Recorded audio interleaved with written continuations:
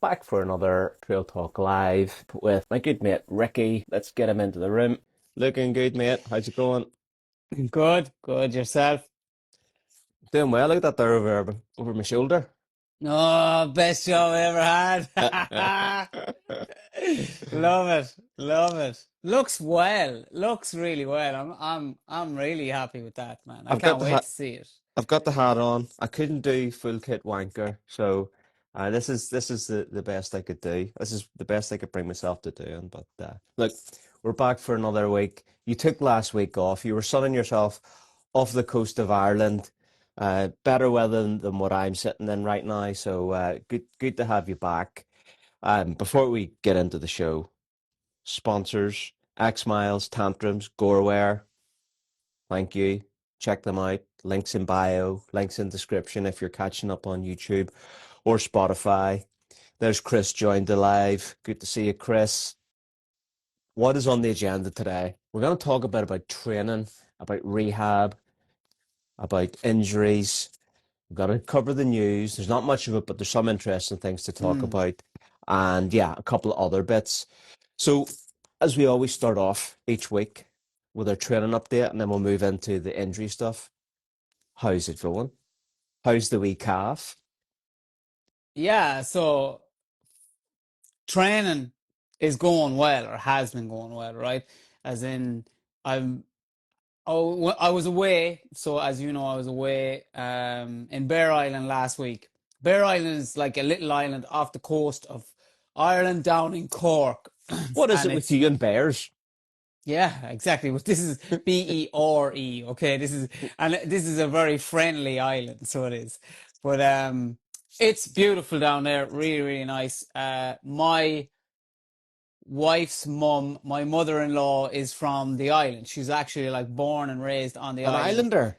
Yeah, and it's super cool. And it's like they go there every year and spend a couple of weeks down there. And me and Trina have gone down there before. Trina goes there most years. I don't always get down there because training, racing, always something happening. So I got down this year and it was deadly. And I got some really good runs in. And I got to that point in two or three of those runs. Like I'm running around the coast. It's technical trails. It's beautiful trails. You're running around lighthouses. I was having fun and I was kind of saying, do you know what? Things are starting to click. And I feel like I'm getting that benefit of Granite Peaks, stacking block on top of block with Western States, coming through Western States, pretty much injury free. Yeah, I fell on my hip, but I mean, it's okay. You know what I mean? It was nothing really.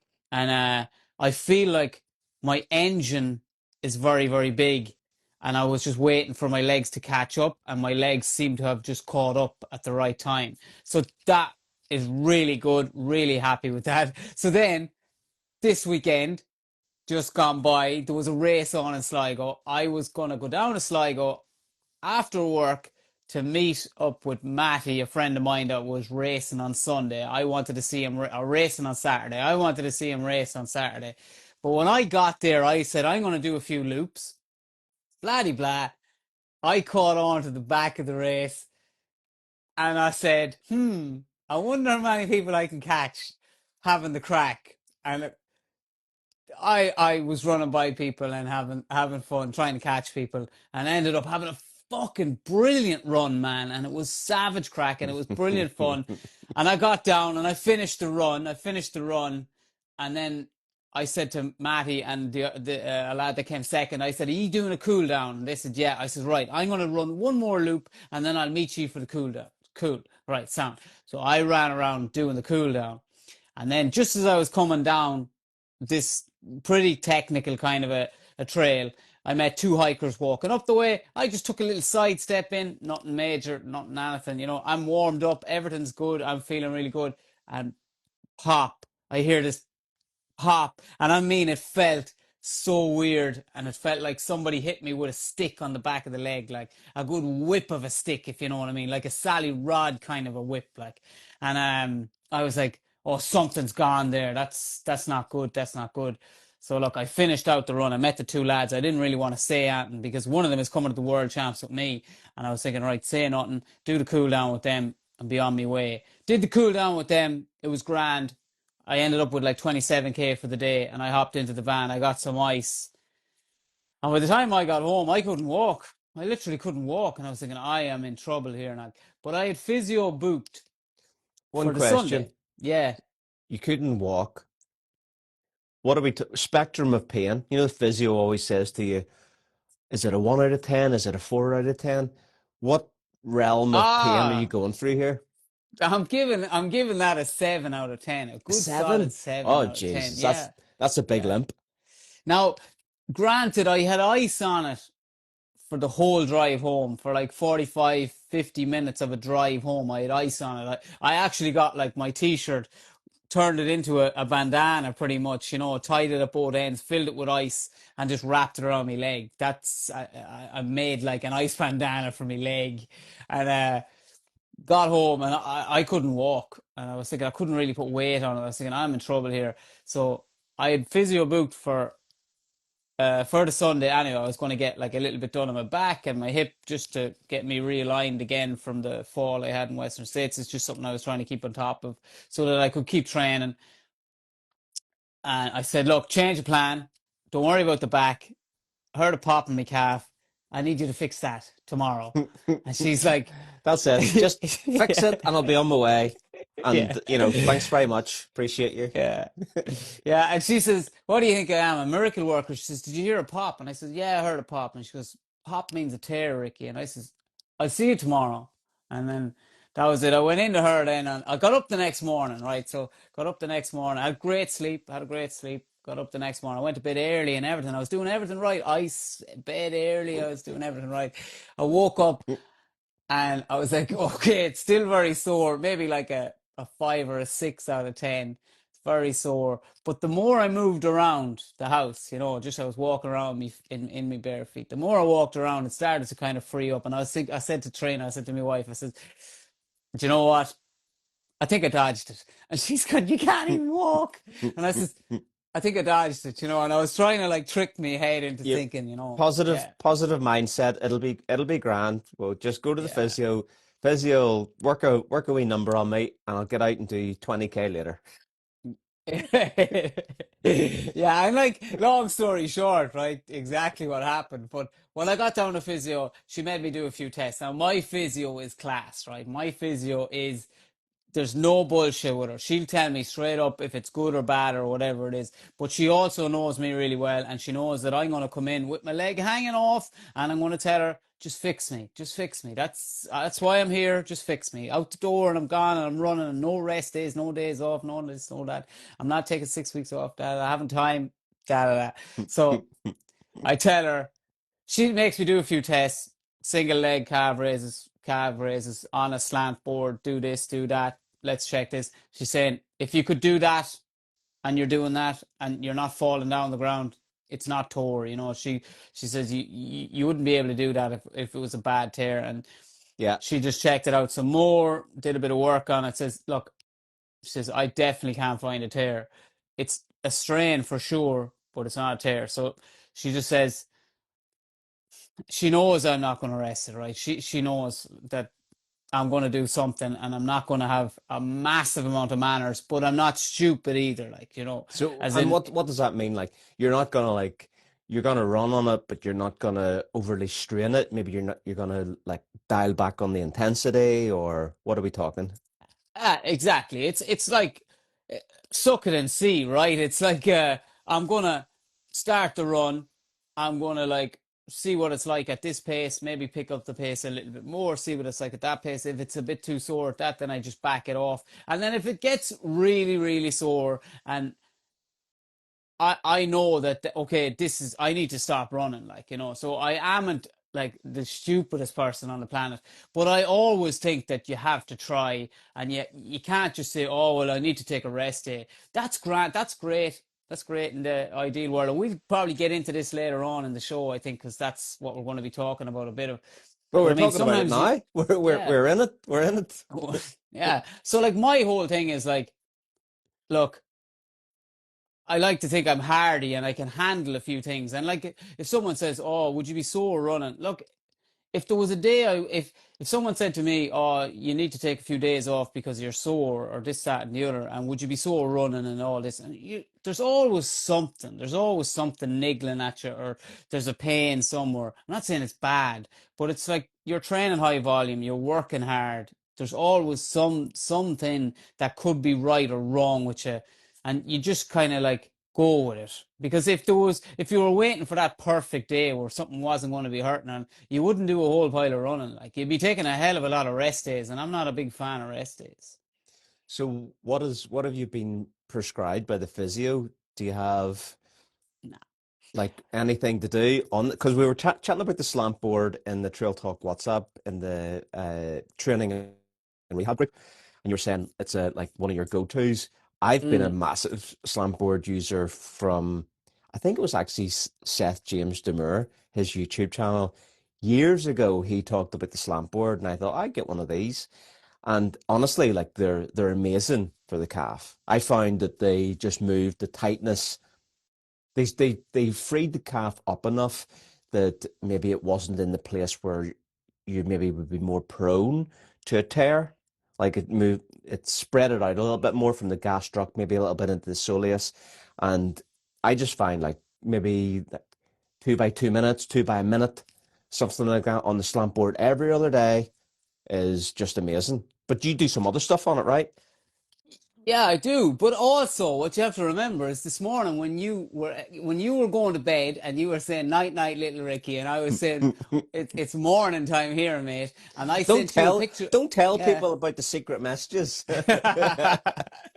Well, I basically sent you a picture of what I was doing at that time, and it was like 10 o'clock in the morning here, and it was a picture of a roof, and there was a little bit of scaffolding in front of it, and that's where I was all day. That is a slant board, and I am on that slant board all day, every day, and that is stretching the shit out of that calf all day and making it nice and strong.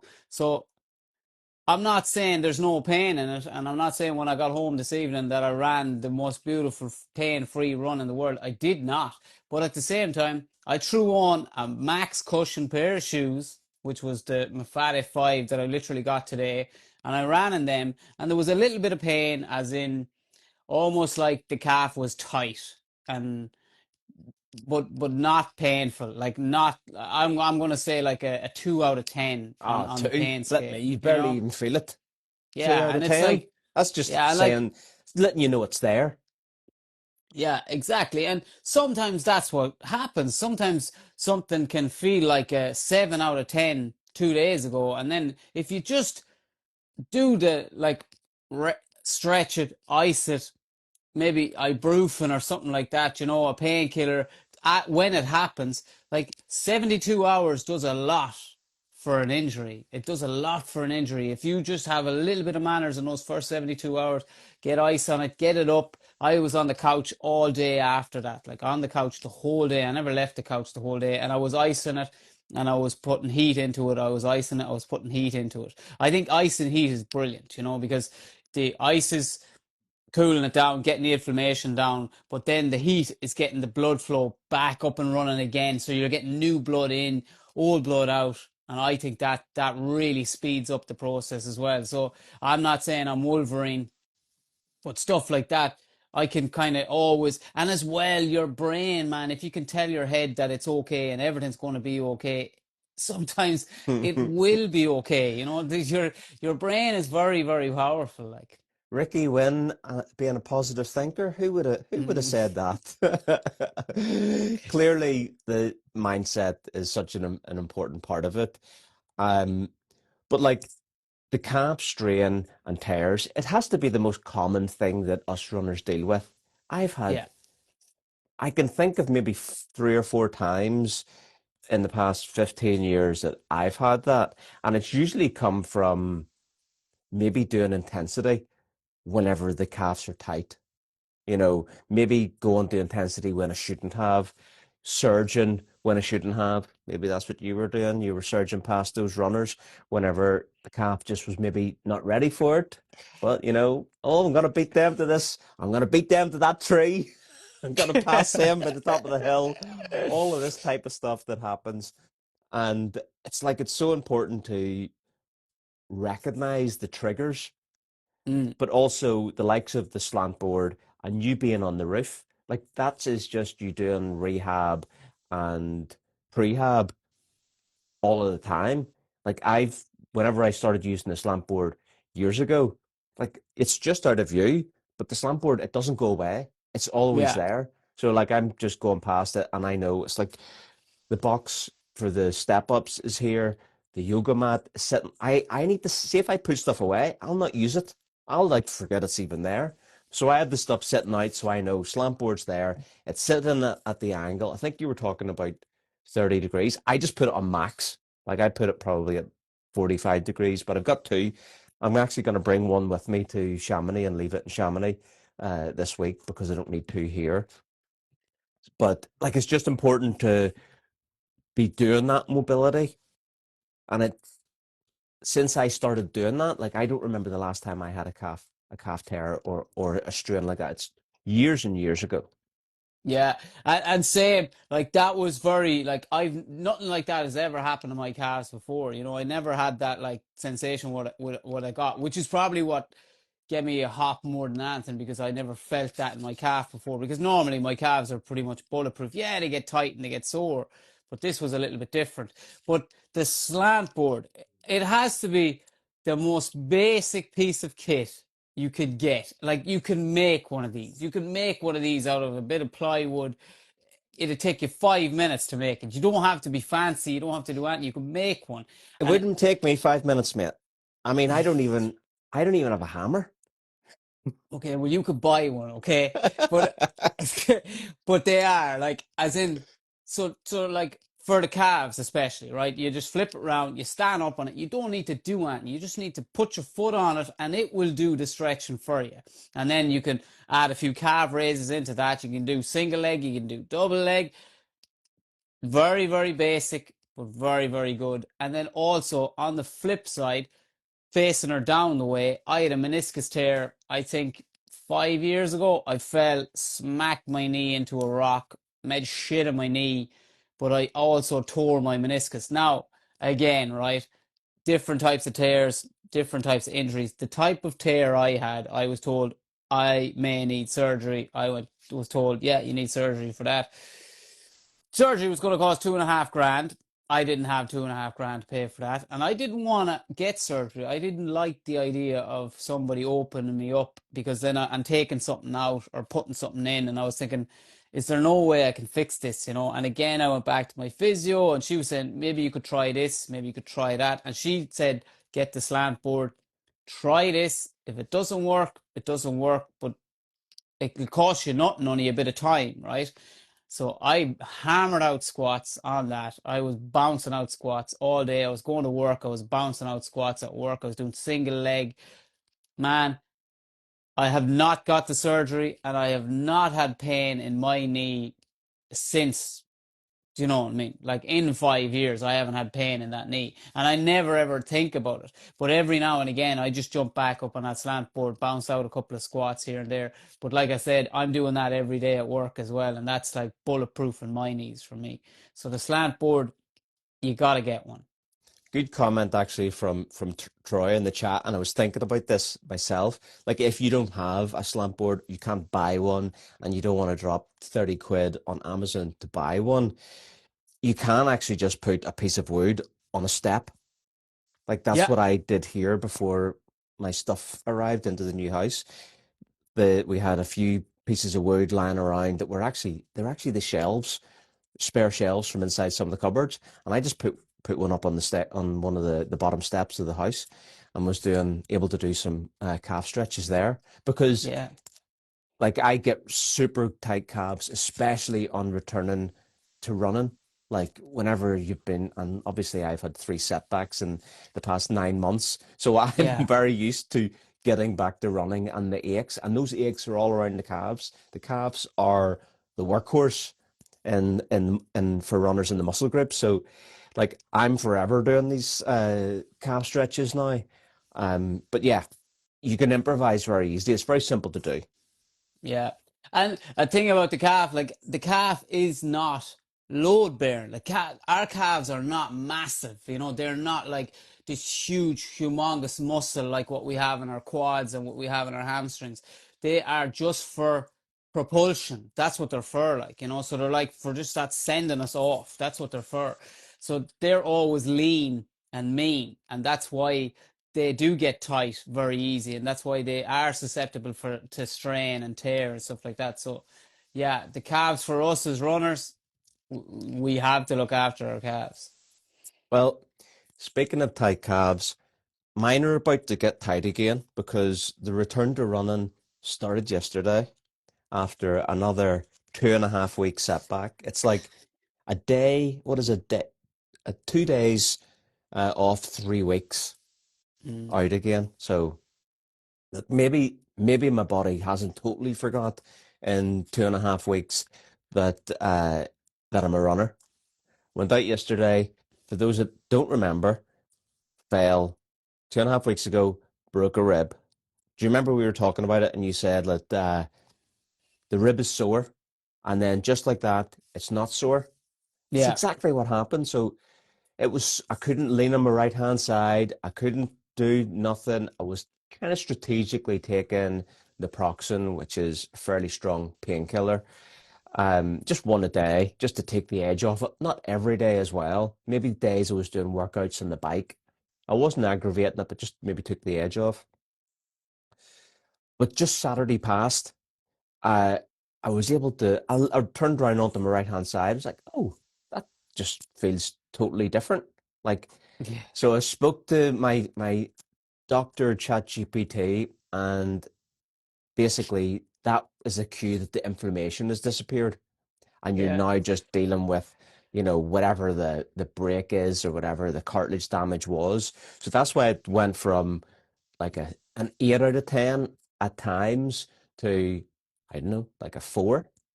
Mm. And now I only feel like if I take a deep breath, I could feel it, but it's like at the height of the breath, it's a 3 out of 10. Yeah. So I thought, like, I've been on the bike, I've been doing like 12, 13 hours a week on the bike, and I just felt like I'll give a wee test run. So I went out yesterday, did 8K, felt fine. As I was saying to you, I sort of felt like the running gait was maybe a little bit altered towards the end of it, but it's not sore today. Wasn't sore after the run. Haven't taken any painkillers. So for the second time in 2 months, we're back, baby. We're back. Yeah. It's And, like and just in time. Just in time. oh, exactly, because like you're flying out Tomorrow. tomorrow. Yeah, yeah, yeah, exactly. And like I know I'm getting there very soon too, but I'm very jealous that you're going there now because it's scorchio there. It's roasting. I It's cannot wait, roasting. mate. It's been raining here for about a week and a half. Whatever people tell you that it's lovely weather in Australia, I can tell you that winter here sucks too. Mm. Winter here, and it's not like that rain that kind of you go out in. If it's raining in Ireland, in Europe, and it's not like storm, you go out and you don't get wet instantly. It's just that rain that kind of accumulates and then makes you wet. Here, when it rains, it's storm. Mm. And it fucking rained so hard for days. I can't believe things didn't flood. But I guess because it's hilly here, everything just runs away. So it's flooding Oh, it's somewhere. it's flood. I was going to say it's flooding somewhere. Somewhere, It's not flooding whoever where lives I at the live. end of that hill is fucking drowned. So Yeah. back running just in time, ease into it over the next week.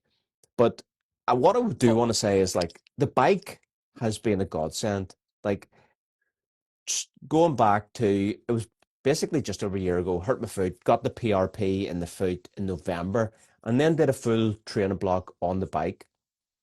And I actually like I have always been like power limited in terms of even running. Like I think that's why I'm not consistently, not even consistently, like I can hit decent speeds in intervals and stuff, but to actually have speed endurance, like to run, it takes a lot for me to run like a sub 40 minute 10K is like a training block for me, right? yeah.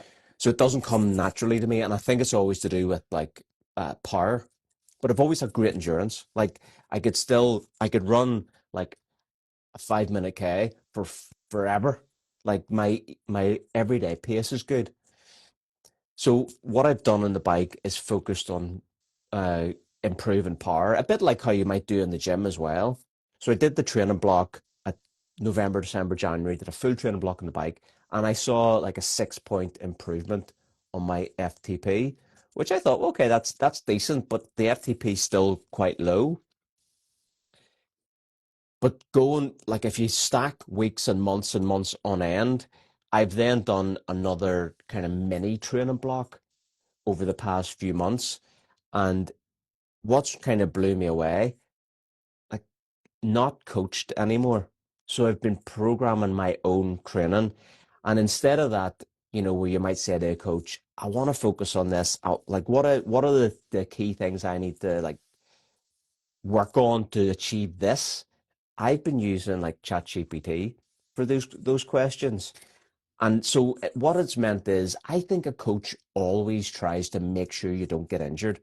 And believe me, I'm not trying to get injured either, but I also feel like there's a margin of error that I've been able to tap into that a coach doesn't want you to get into because it's maybe more high risk for them.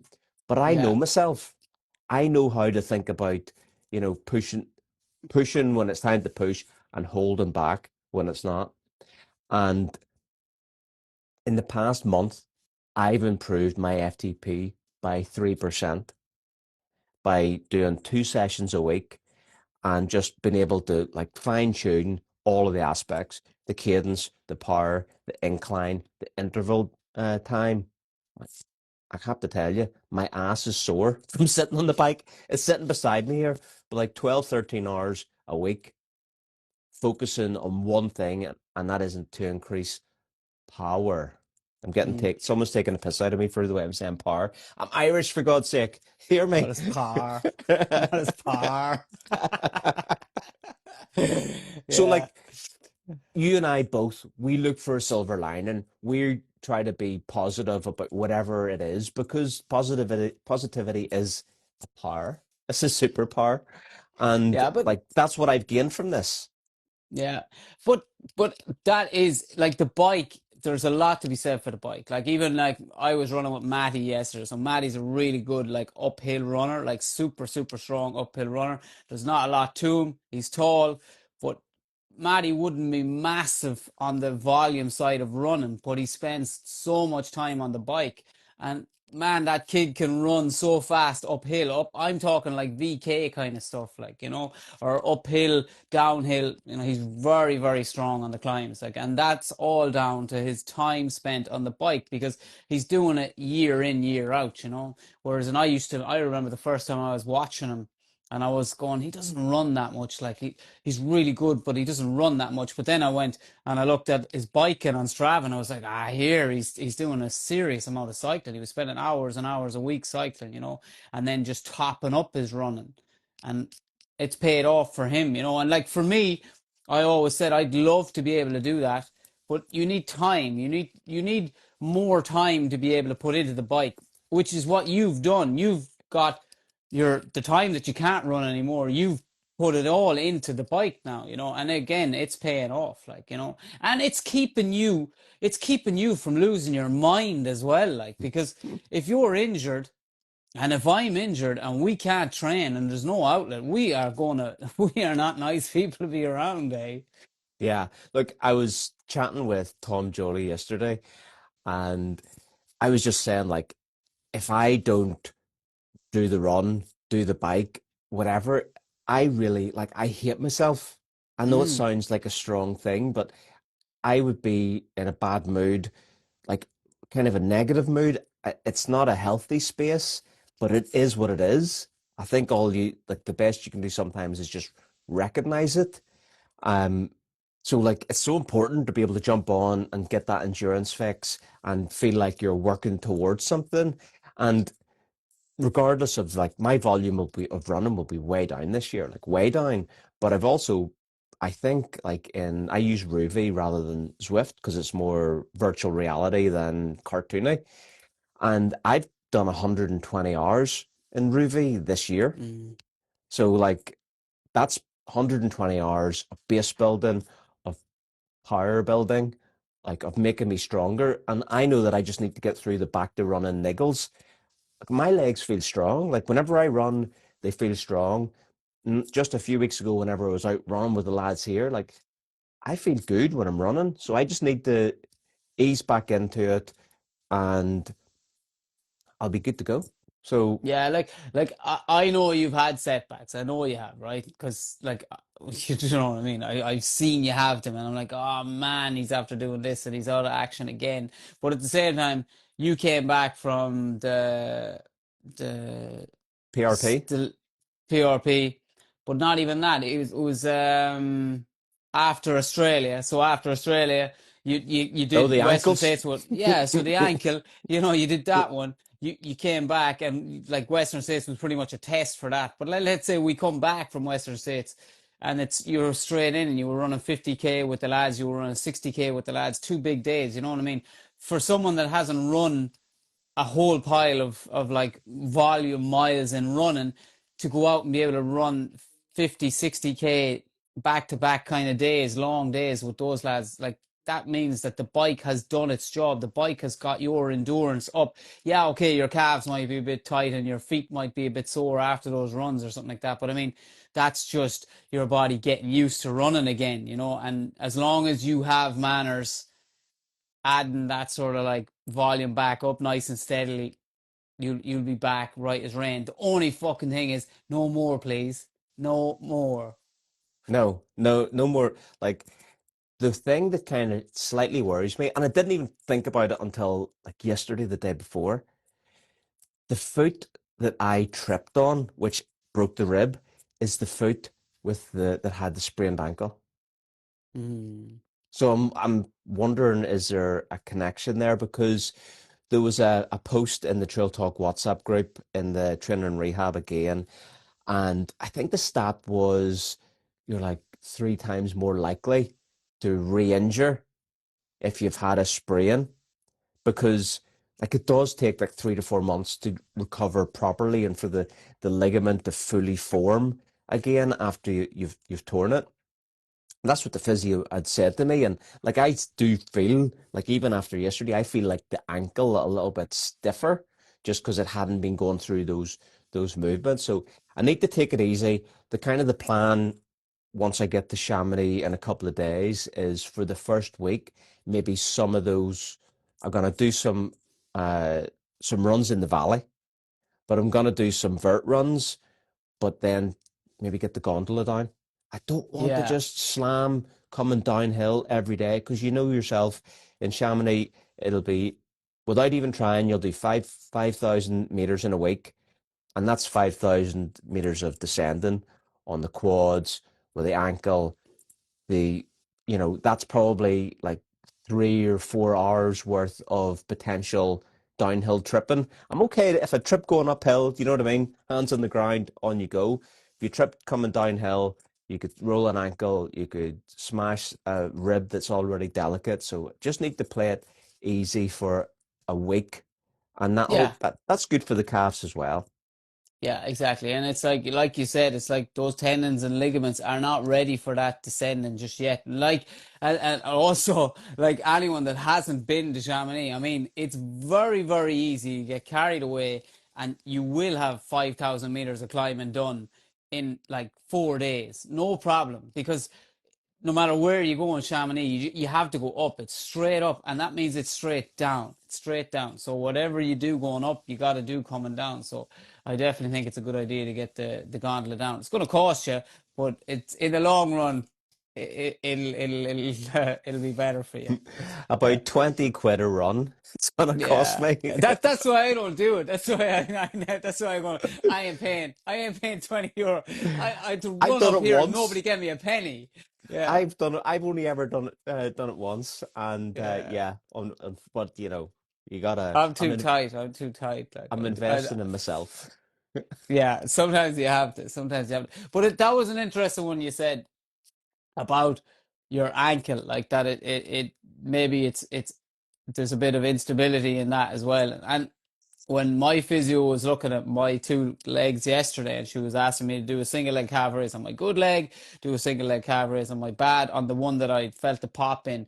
She said to me, she says, you're not doing your ankle exercises that you did when you broke that foot, because she could see that like I was a little bit less uh controlled on my bad leg, and that wasn't because of my calf, that was because of the foot that I had broke last year, you know. And she says, here's this tool. So she gave me like this it's like a wooden flat plate, and then there's another plate behind it that is free of that, and it's Oh on yeah, yeah, yeah, you've seen like yeah. I've seen like them they online. pop up on Instagram ads all the time and stuff like that. But she gave me one of them, so she says just do that for 5 minutes a day, and that'll have you right as rain. So I'm going to start messing around with that as well, because I like stuff like that. I don't like going to the gym or anything like that, but I like those kind of things where you're just messing around. You feel like you're like a kid messing around. Like, Are you bringing it with you? yeah, I bring that with me. I bring that with because it's only small. It's only really small. Yeah, Yeah. yeah. All right. Question come in the chat. Will you be racing in Chamonix? I have a race. I'm booked for Matterhorn Ultrax Extreme on the 22nd of this month. It's 27K with 3,500 meters of vert. Might need a crash helmet. I'm not sure. Honestly, I think it might be in the mandatory kit. I'm not sure if I'm going to do the race. If I'm being honest, I would love to, but I kind of probably need to make a decision maybe on the 20th if I'm going to do that. Mm. And you're there training for Worlds, and I'm there for the UTMB Stoke. Yeah, exactly. Yeah. So I'll be out there just training and intending on training hard, getting some big miles in and spectating for UTMB. So no pressure for me. Just go enjoy it and get some vert in. That's my plan anyway. You know, get some altitude training, get some heat training. It's going to be savage. Actually, that question was from Larry, and Larry asked a question there a few minutes back, and he says, "Do you not wear calf sleeves?" And to be honest, I just don't wear calf sleeves. I don't think you ever wear calf sleeves either. It's not something I like wearing. No, no, no. They don't look good. I'm just not a fan of having something like I have wore them in the past. Like I've wore the compress sport ones, and they are good. Like they are good, and I think they do work. And even if they don't work for some people, they have like that placebo effect, and they work well for them. But it's just I'm not a fan of having something too restricting on me. You know, I don't like something that tight on me. Yeah. So I mean, yeah. I would stick them on and have stuck them on in the past more as a post run, not post race, because the lymphatic system doesn't drain well before below the calf. Like there's no drainage, and that's why lifting the feet up is good because it drains the fluid to the calf, and then the calf muscles can then pump or help to pump around the system. So post run, I think, are good, or post race are good, and obviously that's why travel socks work as well. Exact same idea. There is also, right, so compression is not advised like when you're sleeping. So when you go to bed at nighttime, you're not supposed to have like a compression sock on. But there is a brand called GOREWEAR, and they make calf sleeves. They make like stuff for your wrists and stuff like that, and it's to promote anti-inflammatory purposes and stuff like that. But that stuff you can actually wear it at nighttime. I have loads of it. I have like because I've done stuff to my wrists at work, and then I've had to wear it, and I like sleeping with it, and I felt like my healing time definitely improved. And then I've got two calf sleeves as well, so like I'm going to start putting that one on my leg. Just look, I don't know exactly what it's doing to me, but I know that it will help me, and it's something I can wear at nighttime. And if I can wear something at nighttime when I'm asleep, that's a no-brainer, because I Free don't even money. have to do on it. That's free money. That's sleep. Sleep is the best recovery tool in the world. And if I'm asleep and I'm helping improve something else by wearing something, I'm doing that all day. You're winning. Yeah. Yeah. Yeah. Right. I need to talk some more about training, but not about our training. So I last year when I did the Bob Graham round, my leg one pacer was a guy called Jarlath McKenna, an Irishman. I think was he from Larne, that kind of direction up north. And he was on another podcast, uh, like a week or so ago, and I listened to it, and he's a top runner. He's a great runner. He's like a 2:20 something marathoner.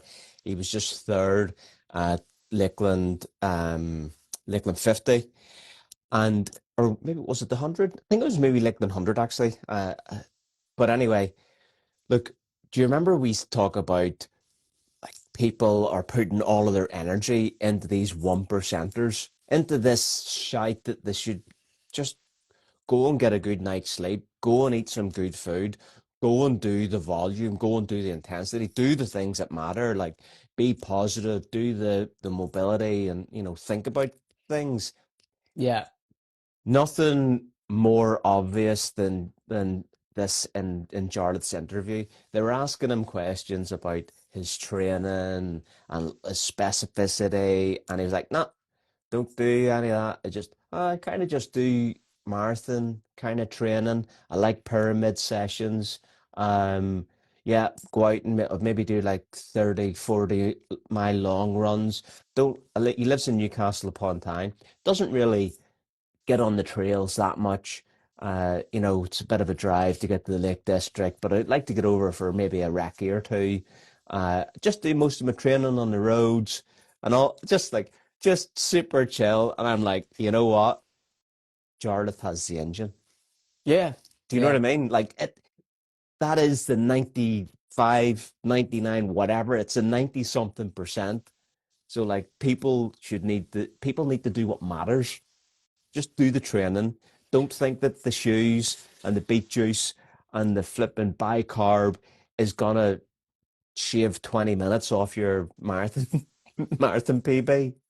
Yeah, exactly. Yeah. It's again had this conversation with Maddie when we were running on the Sunday after, like, so running with my calf the way it was, and we were just chatting, and he says, "How's calf feeling?" I said, "Nah, it feels all right." And then we were just talking kind of like about um like the super shoes and the bicarb and all these things that people are looking for that quick fix. But like I was trying to say, and he knows, he's a very intelligent lad, he knows the practice. He's all about the consistency, you know. And we weren't saying it's about mental strength. It's not about like, oh, you need a mindset to be consistent. You need a mind. You don't. You just like it can't be complicated. Everyone wants to overcomplicate everything, and you know me, like I'm an underthinker, like, right? It's got to be simple, and it's got to be the simplest way of doing it, and so that you can be consistent, like, you know. So it's all about just stacking training block on top of training block, year after year. And for Jarla, it's the same. Jarla didn't just wake up one day and be a great runner. Like, he stacked blocks on top of blocks, training block on top of training block, race on top of race. And it built this huge engine that can go. That's what it is. And he's just topping it up all the time. And yeah, he mightn't be doing huge vert, and he mightn't be doing this that people think, oh, he needs to do that for this race. It's not. His engine is massive. And then by just doing sprinkling in a different stimulus here and there, like hitting the trails the odd time, doing that pyramid session the odd time, that's giving him that stimulus then to be race ready. And that's what it is. It's just years and years. That's what people have to understand, that it takes a shit long time to get good at running. The same way it takes you most of your life to get good at your job. That's just the way it is. Like, you don't wake up and be great at something. You have to put the work in. You have to put the time in. But also, he was obviously born with an engine.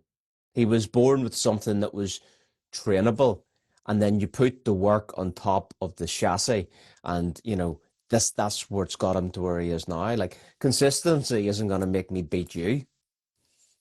Do you know what I mean? Like, Ricki Wynne has a better engine than me.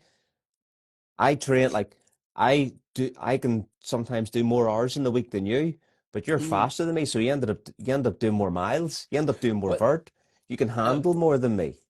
yeah, yeah. So, I get it, yeah. Like, for the if I decided though that if I decided to get lazy and think that I could just beat you off talent alone, that's where I'd be a fool. That's where I'd get caught out. Like, that's the difference too. Like, it's like, I know that I need to keep training, to stay ahead of you, if you know what I mean, No, right? no, Yeah, no.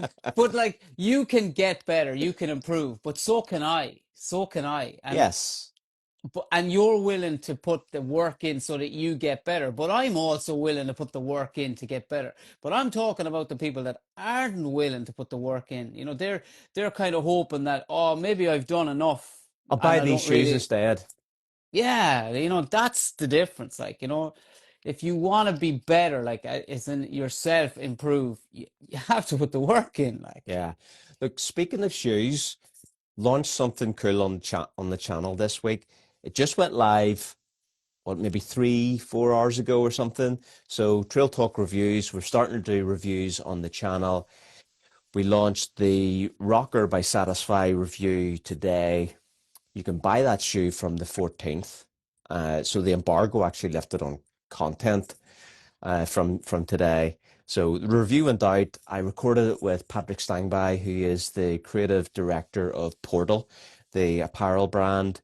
But also he's been running in the Rocker for over a year, hundreds of kilometers in the shoe. So I thought he was a great person to just get an unbiased opinion. Someone who's done a lot more volume than me. I've done like 160 Ks or whatever in the shoe, about 20 hours, maybe more than that. But anyway, another perspective. So check that out. That's going to be on YouTube. Link in the bio, link in the description. And then next week, another review, which has already been recorded, which is a review for the Mount to Coast T1, which is a brilliant shoe, like great value. Check that out whenever it drops next week. You'll obviously see stuff on the gram for that. And then we'll not tell anybody, but next week we're recording a couple of reviews and we'll probably drop them just after UTMB. So yeah, Trail Talk Reviews has launched, taken a little bit of time, but you know what? It takes a while to do volume and it takes a little bit longer when you're injured. yeah. And for anyone that doesn't know, Aaron will be doing reviews on every shoe. I will be helping out with reviews for Hoka shoes. True, we'll not be getting you in any trouble, but we're not just reviewing shoes. Like we're reviewing other things on the channel as well. So Yeah. watch this space. We Last week, love gear. We love gear. I mean, we probably every like runners just love talking about shoes and gear, and it is a problem, but I'm here for that problem. Yeah. I'm happy to have that problem. So last week you were off, and we had super sub in Andy Glaze. Did you check out the podcast? What did you think? Yeah, I really enjoyed it. Now, to be honest with you, like I did like a refresher course on it today as well because when I finished work, I was heading over to pick up a brilliant package that landed for me today from Hoka, and when I was picking that up, I had the podcast on again. Yeah, look, Andy's a great guy, and it's funny. It's like you look, I'm racing and I'm trying to be a very competitive person in a competitive world, let's say, right? And you might look at Andy and say, oh, well, he's just a guy that's trying to run 100 miles a week, and that's what. But it's so funny listening to Andy, the similarities I have with him, like because of his job, because of his outlook, because of like I don't know, maybe his grit. There's so many things that he was saying in that show that like really resonated with me as well. Like I thought it was very interesting. Yeah, and he's a good guy. Yeah, it was great to chat with him and just get that time to just sit down and shoot the shit on running. Also, really interesting to chat about the book because there's not that much you can get from text messaging about things. So it was good to hear about that. Looking forward to Smile or You're Doing It Wrong, Mm. which should be out at the end of the year. So that'll be good. I had Um, to laugh at him. I had to laugh when he was talking about he got a book called How to Write a Book. Yeah, but sure that's what you need, right? Yeah, most likely it was an Audible book as well, and he was killing two birds with one stone on that Yeah. one. Also, this past was it last week? Last week we launched Trail Talk merch. So we launched the Mm. store.irunovermountains.com. There's the t-shirt, there's the hat. Got them. I had everything made in Australia, and I am bringing the stuff to Europe for basically we're going to be shipping it out from Chamonix, and also people can collect there. So really happy with how the stuff has worked out. We will be distributing from Thursday and on. So I think it looks pretty cool. Fits kind of true to size. So if people want to check those out, you know where to get the links. Sears and Al, Ricky, did you watch it? Mm. Did you follow it? I I I was following it like through Instagram and social more than anything else. I didn't watch the live feed because I was out training myself. But I yeah, I think it was was a keeping hard an eye live on feed to it. actually watch, to be fair, and they've now dropped it onto YouTube, so I'm gonna watch that on the bike today, maybe. Yeah, Because, you know, what does a runner like to do whenever they can't run every day? Jump on the bike and watch running. Watch someone exactly. run. Yeah. But I think like we don't run down on all the results because that's a bit boring. But we do like to talk through some of the hot takes and some of the things that we thought were interesting. And like Mm. go One for it. very interesting thing, yeah, it's like the hot take. The hot take is just Katie Shy. Katie Shy took over Sierra Zanal because she just came off Hard Rock and then goes and comes third in Sears and Al. It's ridiculous. That is ridiculous. That has just cemented her in my mind as a Courtney crusher.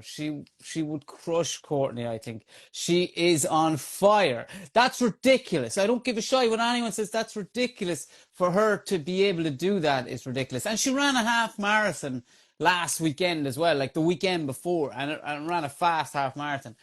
Nah, she's class, eh? She is just class. That is goat level shit. If we're Yeah, being clear, like there's only one other person that's ever done stuff like that, and that is Killian. 100%, Like 100%. the reality is, as amazing as Courtney is, and I'm not saying this means that Katie beats Courtney, but Courtney couldn't do that. No, Courtney couldn't podium at Shares and Al. no, no way, no way, no way. Like, and that's I'm not dissing, I'm not throwing out disrespect to Courtney. No. I'm just saying that is not in her wheelhouse. It's not what she can do. Whereas in Katie can just seem to do it all. It comes very natural to her, you know, that she's just a rocket ship over that kind of fast terrain and then can do the hard shit in the mountains as well. Like it's very, very impressive. It's it's like that was a moment for someone to take a bow. Like I'm here. Like this is me now. This is my time, and I'm here for that. And whenever you think who she actually beat, because it's sometimes it's hard. You look at the results in Shares and Al, and you see, you know, there's it's hard to keep up with the Kenyan names. You know, I Mm, would say there's maybe three Kenyan females that I would know 100% know who they are, know where their strengths and weaknesses are. And then Sears now you get a whole load more. Like only last year, very first race, and Joylin won it. We didn't know mm, her before that, so there's always the unknown whenever there's a lot of Kenyans in the field. But Katie also beat Anna Gibson, who I think y- she was maybe eighth or ninth in Sierra Now. Anna Gibson is the number one American Golden Trail athlete right now. mm, yeah, And yeah, Katie kind of like not even in the same race, like no, eighth to third at Sierra Now. That's like a massive difference. What was the difference? Like just looking at here, 10 minutes. She beat her by 10 minutes. yeah, it's 10 massive. It's minutes? massive. Like it's massive. Yeah, but it's just to get your head around like Hard Rock, Sears and all. You couldn't have two of the most opposite ends of the spectrum races. It's not normal to be able to do stuff like that. Like it's not. Like it's like you are either kind of like good at this or you're good at that. It's very hard to be excellent at both, and she's excellent at both. So I think what this means is she's going to do so well at the Worlds in September, but it also means like when are we going to see her I know. showdown against Courtney? It's going to be next year, like maybe even 12 months away. Like disappointing.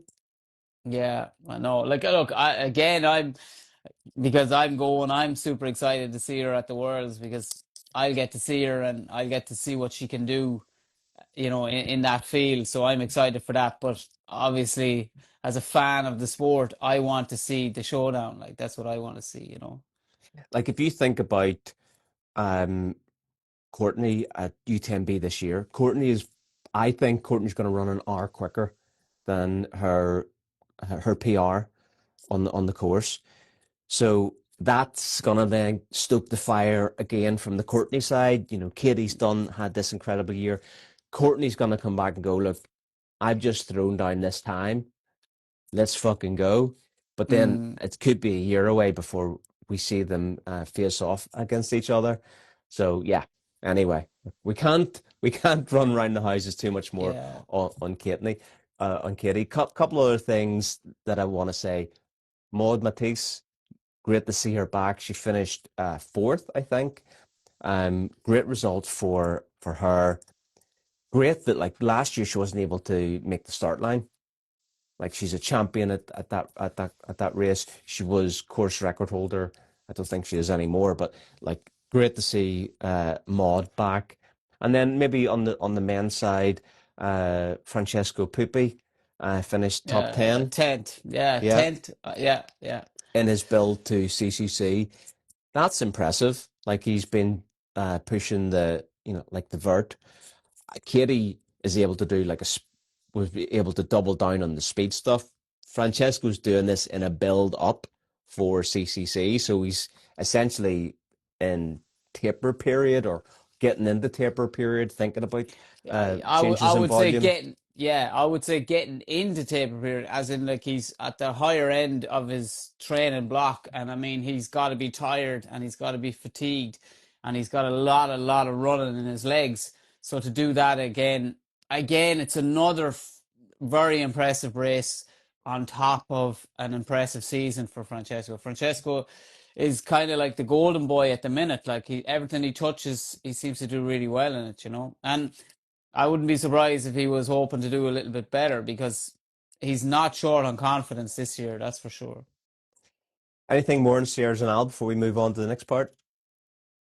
No, like my only thing with Sierra Zanal is like, okay, you've got that top 10, and that top 10 is I don't know a lot in that top 10 anymore because of just the way that race has gone now. The prestige of winning it, maybe the prize money, the fact that there's so many Africans trying to get into it because they see it as a portal to getting sponsors, making more money, and that way you just kind of lose. I don't know. It's hard to be invested in it as much anymore when you don't really know who's racing. That's kind of my feel on it now. Yeah. Well, I was meant to be racing, but injury and Mm. travel and stuff meant that I didn't make the start line. But I tell you who did. We did have Yeah, a trail talk battle. Josh and Pat and Kadsa were in the race, and some good results there. Josh got his 4 hour finish, which he should be very proud of. He obviously had a good run. Pat had a bit of a shit show, but that happens. And Kadsa had a massive PR as well, so yeah, well done to those guys. But also, Josh and Kadsa doubled on the in fantasy because they podiumed and Josh actually won the Trail Talk Fantasy for Sierras and Al, so he's back in the overall top three, which he'd be very, very happy about. But I'm still at the top. I'm still number one in the league. yeah. You you stopped even If playing if it. You if hate I getting beat remembered, so much that you don't even play it anymore. if I remembered to do it, I could be top two too. Here, hole. I just can't. I just keep forgetting to do it, and then it's too late. And shit, I missed another one. But look, I would do useless in it anyway. So Yeah, you're I better know. off without me in that league. Hey, you're better off without me. Well, I'm just gonna highlight how shy you are at fantasy every time. Then I think you're about 4 races behind the rest of the league now. So anyway, look, we're calling time on another Trail Talk Live. Let me shout I out some of the community racers that took place. So Paddy Hamilton won the Blue Stack 50K and Alan Stratton was second. So look, two Trail Talk boys on the podium. Uric, our boy Uric, uh, won Swiss Alps 100 miler again. First ever sub 24 hour. So unbelievable performance by Uric. So what do you think of that that? that needs. I don't want to take away from anyone else we talked about, but that definitely needs something on its own. Like that is incredible what he did. Like Ulrich is a badass, hey, and people need to realize how bad he is. Like as in he is the man. I can't wait to meet him. You know what I mean? I can't wait to meet him face to face, shake his hand, and because I'm a big fan of him now. I'm a big fan of him.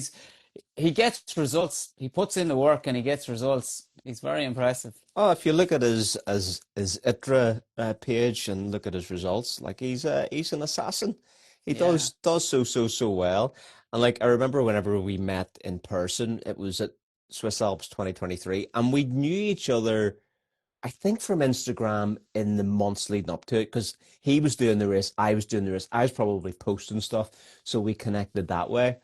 We didn't see each other or have much of a chat pre-race, but I remember then finishing the race, come in like 32 hours or something, in around that, don't quote me. And Uric was there, and I'm like, oh, how's it going? Oh, good to see you. How'd you do? And he goes, oh, I won. I'm like, oh, right. Yeah. Like, Yeah. oh, I didn't know that that's where your level was. Tell me this, like, is he a big man? Is he a big man? No. No, like Uh, to me, like because I've never met him right in real life, but always like I always think of the movie Snatch, and your man goes, he's a big man, that's for sure. I always think because he looks like he's a big unit, like and I'm thinking, man, he can move so well, like he just looks like he's big, he's strong, he's I, th muscly, I you think know. he's obviously strong, but also like you probably know this too. Like I look at people and go, "Oh, you're the same size as me," but actually, if I Mm, measured them and weighed them, they're 6 foot and 5 kilos heavier yeah, than me. Do you know what I mean? yeah. It's like It's like I've me got a saying big I'm the head. same height as you, like, because we're both sitting down now, and like, but we're the same height. Look, same height. Yeah. Yeah, Yeah, he might be the same again over like between the difference between you and I, but um yeah, I've put the call out to Eric. I've invited him to Chamonix to do an in-person podcast. So stick a comment down below if it's on YouTube. Tag him on Instagram. Let him know. Get on Trail Talk. The yeah. invite's out. We'll merch him up. We'll send him on his way. We want to do an in-person pod with Eric. Definitely. And a big shout out to Steve Devlin, who was fourth in the 100K and first in his age group of the 40 to 49. So that's the pretty competitive age group number one, but also like to finish fourth in that race is huge for Steve. Delighted for him. He has had a little bit of bother, I think, with a knee, a meniscus tear as well, maybe so for him to come through that and to get the result that he got. Delighted for him. Delighted for Ah, him. but Steve is strong as a bull. He's another Mm. guy who is just working hard. Like he works in the mines in Mm. Australia, Irishman, but like, he still puts in the work. Yeah. He's either in the mine or he's in the gym. That's what it looks like, or out running. So yeah, deserved win. I was trying to push him into like maybe doing GPT 100 miler in November. He's like, I'm not interested in the miler. I'm like, come on, son. Come on Mm. down for the crack, but I don't think he's taking the bait. Uh Time will tell. Time will tell. You do a couple of 100Ks, like he hasn't done that many 100Ks. Like, I think CCC, like he get in the chat, drop a Iger. comment. Yeah, he's done Eiger, CCC, and now the Swiss Alps 100. But I wouldn't think he's too many more hundreds. So, like, look, that's only three, another three, and he's going for hundreds, I think. Yeah, and then last shout out in first 50K, Santa Rosinska. She picked Swiss Alps 50K as her first. I'm assuming if it's her first 50K, it's her first ultra, unless she jumped in to a miler or 100K. So assuming first 50K. So well done to her on that one. Picked an amazing course. Highly recommend the Swiss Alps event. It is definitely one I want to do. Like it's one I want to do. So far, it's kind of the one that's got away. Do you know what I mean? It's always at that time where I think I can't do it because I've got CCC or I've got TDS. I'd love to do that race. I'd Oh, love to do the miler. I'd love to do the miler. oh, here we go. Here we go. Mm, Ricki Wynne, Zurich Showdown, 2026, yeah, 2027. Let's go. it'd be All right. class. It'd be class. Closing the showdown for another week. Next week, we're in person. We're in Chamonix. Trail Talk Live. We'll be live and in person on the same screen. We'll have to like go side by side. Also, what have we got? Thursday, we have a podcast dropping with Mercedes Cycle Gaither, Merrill Athlete. What else have we got to say? Jump in the WhatsApp, give us a shout out. News and banter, training rehab, nutrition, whatever. There's a group for your questions. There's a group for the banter. So nothing else from me. Anything else from you? Best job I ever had. So it is. Peace.